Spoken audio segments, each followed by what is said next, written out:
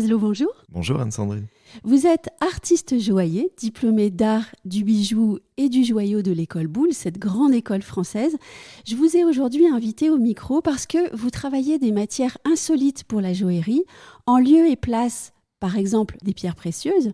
Donc vous utilisez la brique, l'acier brut, le béton, des matières qui appartiennent à d'autres mondes et notamment celui de la construction. Pourquoi est-ce que vous vous libérez autant des codes de la joaillerie traditionnelle ? Alors je pense que j'en ai eu un peu un ras-le-bol de voir à chaque fois, lorsqu'on parle de bijoux de haute joaillerie, Oui. de voir que du diamant, des pierres précieuses, des pierres taillées en fait par l'homme. Et je voulais en fait sortir de ces codes-là pour rendre hommage et valoriser des matières qu'on n'a pas l'habitude de voir dans les bijoux. Je fais une petite parenthèse, mais en fait la joaillerie, c'est l'art de sublimer le joyau. Oui. Et moi, je me suis dit, pourquoi en fait un joyau en fait serait pas juste un morceau de brique ou une pierre ornementale qui n'a pas vraiment de valeur sur le marché de la joaillerie, mais en tant que telle, en tant que matière brute naturelle et sublimée par le travail de la main et du métal, ne pourrait pas être aussi belle qu'une gemme. On le voit bien, par exemple, dans les vitrines de la place Vendôme. On voit de superbes pièces, parfaites, si j'ose dire, au sens traditionnel des choses, ou polissées.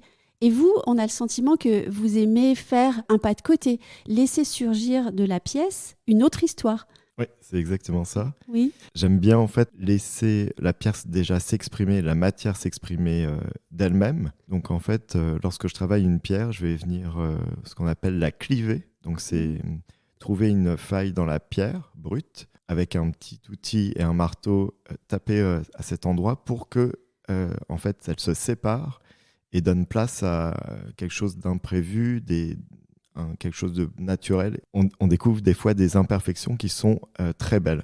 Mais nos auditeurs, ils pourraient se poser la question de la valeur. Où est la valeur dans un bijou qui sublime un morceau de béton ? La valeur, elle est dans tout le travail de la réflexion déjà, Oui. donc de la recherche, du travail, en fait, du temps de travail. Et c'est là que c'est intéressant, c'est que en fait, on met plus la valeur sur la pierre en tant que telle, mais plus sur l'ensemble. J'ai eu beaucoup cette remarque quand je travaillais avant pour des grandes maisons.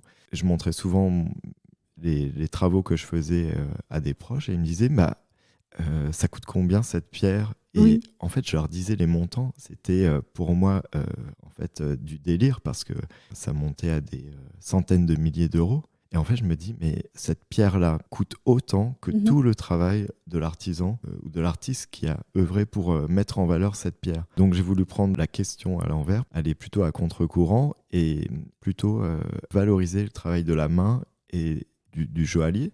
Et utiliser des matériaux différents, pour vous, c'est aussi s'éloigner du recours à des matériaux extraits dans des conditions, on va dire, un petit peu manquant d'éthique ou irrespectueuses pour l'environnement aussi. Oui, c'était une façon aussi de plus utiliser ces matières comme le diamant ou en fait tout ce qui est pierres précieuses pour pouvoir travailler de façon un peu plus éthique et de montrer qu'il y a d'autres matières tout aussi belles, voilà, qui n'a pas besoin d'extraction ou en fait, de demander autant d'énergie pour les extraire de la terre. On va peut-être faire un inventaire de toutes les matières que vous utilisez parce que vous êtes tellement créatif là-dessus que je pense qu'il faut le dire à nos auditeurs. Okay. Alors, quelles sont ces matières ? Alors, on va parler déjà des matières issues de l'architecture. Oui. Il y a le marbre blanc, par exemple, qui vient de Carrare.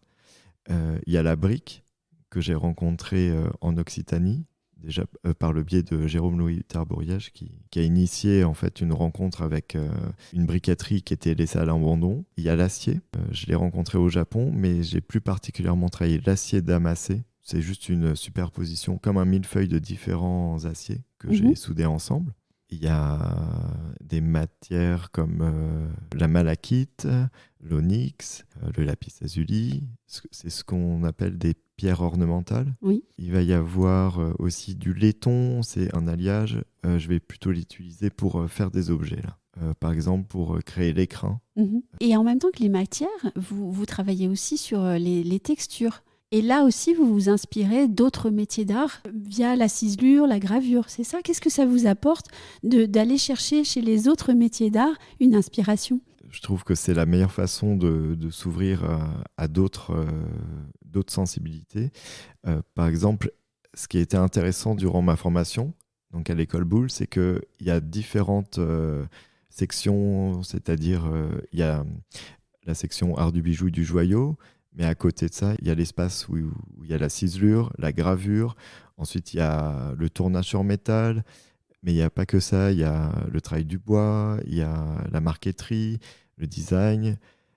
En fait, tous ces corps de métier, finalement, se rejoignent. Et moi, en fait, j'essaye en fait, de m'intéresser et de croiser ces savoir-faire avec le mien pour le rendre déjà plus riche dans ce que je propose. C'est-à-dire, je vais emprunter quelques techniques, par exemple à la ciselure, pour créer justement plus de motifs dans la matière, offrir un panel un peu plus important et différent de ce qu'on peut voir dans le bijou.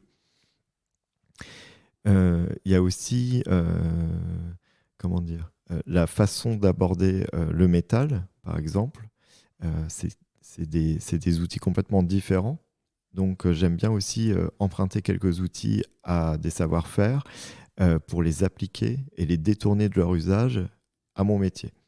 Donc alors, ça peut paraître complètement loufoque, mais pour vous donner des exemples, il y a par exemple des outils qui utilisent par exemple le forgeron qui sont assez disproportionnés, c'est beaucoup de marteaux. Ces marteaux-là, j'aime bien les emprunter et les texturer déjà sur le plat du marteau pour créer une empreinte, pour créer une texture sur le marteau que va laisser une empreinte sur le métal. Pareil, il y a tous ces outils liés à la ciselure qui sont des ciselés. Donc c'est comme des crayons en fait qu'on va utiliser en tapant sur l'outil avec un marteau. En fait, on va venir dessiner en fait un décor. J'ai créé une collection d'outils qui en fait sont entre le poinçon et le ciselé. Chaque outil a on va dire sa signature, et en hyperposant différents outils, ça va créer des motifs qui sont complètement uniques. Vous entretenez aussi un lien très fort avec l'architecture. Je me souviens d'une série qui s'appelait Les Ombres portées et qui rendait hommage à deux architectes, l'italien Carlo Scarpa et le japonais Tadao Ando. Est-ce que vous pourriez décrire ces bijoux-là pour nos auditeurs, déjà qu'ils puissent visionner si je peux dire, les objets. Et puis aussi nous dire comment l'idée de cette série est-elle née. Et puis peut-être aussi nous expliquer pourquoi vous entretenez ce lien avec l'architecture. Cette série, c'est une série de 12 pièces qui forment des paires, qui s'assemblent en fait entre elles et en fait qui viennent comme des Legos s'emboîter entre elles. C'est des architectures, qui sont finalement comme des ombres. C'est une silhouette d'une architecture, comme si on était venu la découper simplement dans du bois. Elle forme souvent des escaliers et des ouvertures pour laisser passer la lumière. Donc ça va être des choses très simples qui peuvent en fait être aussi accumulées sur la main. Et j'aimais bien cette idée en fait d'architecture simple qu'on puisse en fait accumuler sur la main, enfin sur le doigt, pour créer sa propre architecture. En fait, elles sont toutes complémentaires, elles s'hyperposent, et c'est-à-dire on va venir utiliser 2 ou 3 bagues maximum sur le même doigt pour composer sa propre architecture. Aussi, ce que j'ai pensé, c'est les bijoux tels quels peuvent être juste posés sur la table ou lorsqu'elles ne sont pas portées sur la main. On les laisse sur la table ou à un endroit de la maison, et quand il y a en fait de la lumière du soleil qui arrive, ce qui est intéressant, c'est que ça projette en fait cette ombre d'architecture sur la table en fait. Et est-ce que l'architecture conduit votre réflexion pour d'autres collections ou même votre travail dans son entièreté ? Oui, en fait, elle m'inspire beaucoup, notamment donc, l'architecte Carlo Scarpa, parce qu'il travaille beaucoup sur les ombres et lumières. Il a beaucoup travaillé aussi sur les escaliers. En fait, déconstruire quelque chose qui était lisse, où il vient intégrer une petite géométrie donc, qui accroche la lumière. Et je trouve que c'est intéressant de le retranscrire sur le métal, qui soit pas toujours lisse et qui crée en fait une accroche sur la lumière. Et Tadao Ando, en fait, il m'a beaucoup inspiré pour ses ouvertures. Il travaille beaucoup sur les ouvertures sur le ciel ou sur la nature. Il est très monomatière. C'est des architectures qui peuvent être simples au premier regard, mais en fait, dès qu'on commence à s'y intéresser, il y a vraiment beaucoup de subtilité et je trouve ça vraiment très intéressant. Ça m'a beaucoup inspiré et en fait, j'ai commencé à intégrer des escaliers et des petites ouvertures de façon subtile dans mes pièces. Oui. D'ailleurs, je vous enverrai une photo pour illustrer ça. Et surtout, moi, j'ai toujours admiré les architectes, que ce soit des grands architectes de renom comme Tadao Ando, mais aussi les architectes qui travaillent en intérieur, qui créent un espace dans l'appartement, dans son lieu de vie. Donc, c'est des petits détails comme ça de l'architecture qui viennent nourrir en fait ma pratique et ma recherche de texture. Donc j'ai créé toute une texturothèque.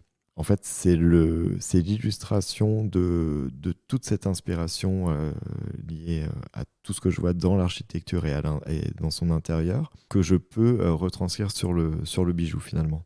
Est-ce que la représentation du bijou évolue selon vous? Parce qu'on voit bien des artistes comme vous portent d'autres idées et commencent à ouvrir d'autres possibilités pour le bijou.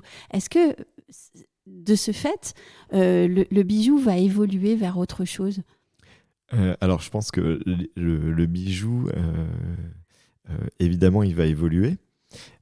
D'ailleurs, il existe depuis la nuit des temps.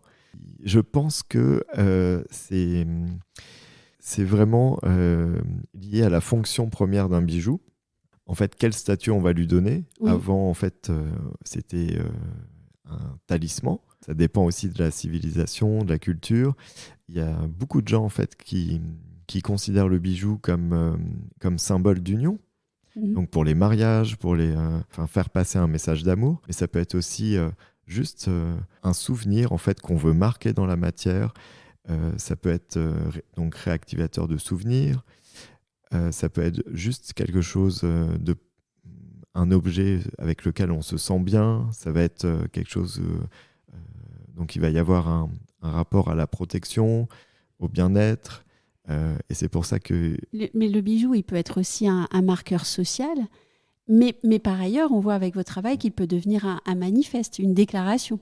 Oui.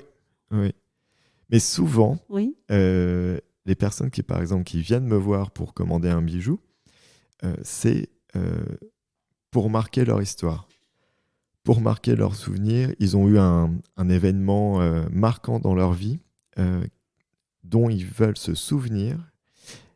Et ils se disent, en fait, c'est avec cet artiste-là, qui va m'accompagner pour retranscrire au mieux mon message. Et en fait, c'est fabuleux parce qu'on rentre dans une espèce d'intimité avec la personne et on doit quelque part laisser son ego de créateur et essayer de comprendre et de viser au plus juste son message dans la matière. Est-ce que vous pourriez partager avec nous l'une de ces histoires ? Oui. Alors, elle n'est pas joyeuse. Bon. Non. En fait, par exemple, il y a 2-3 ans, une fille de 25 ans m'a contacté pour faire un bijou, une bague.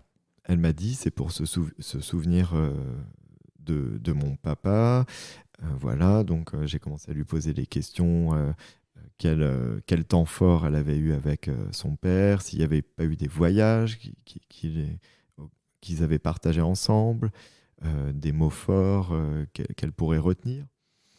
Et au fur et à mesure, en fait, elle me fait la confidence que son père est en train de mourir, qu'il est atteint d'une maladie incurable, et que en fait, c'est son père qui lui a offert l'opportunité de faire un bijou, de s'acheter quelque chose. Et en fait, elle en a décidé de faire un bijou pour se souvenir de l'histoire avec son père, pour jamais l'oublier. Et donc, on a on a travaillé sur la notion de voyage surtout, où elle avait le Mexique qu'elle avait retenu. C'était un moment fort de leur vie. Ouais, Oui. c'était un moment fort. Donc j'ai sourcé des matières qui étaient liées au Mexique et à tout ce qu'elle y avait vécu. Et des moments forts qu'elle aimait bien passer avec son père. Il y avait souvent cette contemplation qu'ils avaient pour les étoiles. Donc évidemment, là, j'ai utilisé un petit fragment de Lapis Lazuli, voilà, pour représenter le ciel étoilé. Et voilà, c'est des moments qui sont assez beaux, en même temps assez compliqués à gérer, puisque c'est des moments où il faut quand même mettre de l'affect dans le bijou. Mm-hmm. Mais il y a un juste dosage à faire, parce que en fait, si on met trop d'affect et qu'on oublie en fait toute l'histoire et qu'on se concentre sur le message, en fait, ça peut donner quelque chose qui n'était pas le bon message. Est-ce que vous savez les inflexions futures de votre travail? Où est-ce que vous aimeriez aller maintenant? J'aimerais beaucoup aller vers donc quelque chose de, en fait, rendre le bijou moins comme un apparat, mais plus comme, on va dire, un objet de contemplation. Donc, qui ne soit pas forcément porté, mais qui peut être juste posé dans la maison ou autre part, et qu'il ait sa place, en fait. Peut-être, je vais prendre l'exemple de la pièce qui a été lauréate du prix Bettencourt en 2021. Elle s'appelle Black Garden. C'est en fait un écrin. C'est un tableau qu'on vient accrocher chez soi et qui est un réceptacle pour la pièce, pour le bijou. En fait, c'est comme le prolongement de la bague, en fait, qui vient en fait sublimer le tout et faire un ensemble. Mais rassurez-moi, le bijou, on peut quand même encore le porter. Oui, on peut toujours le porter. Merci beaucoup, Karl Maslow. Merci à vous, Anne-Sandrine.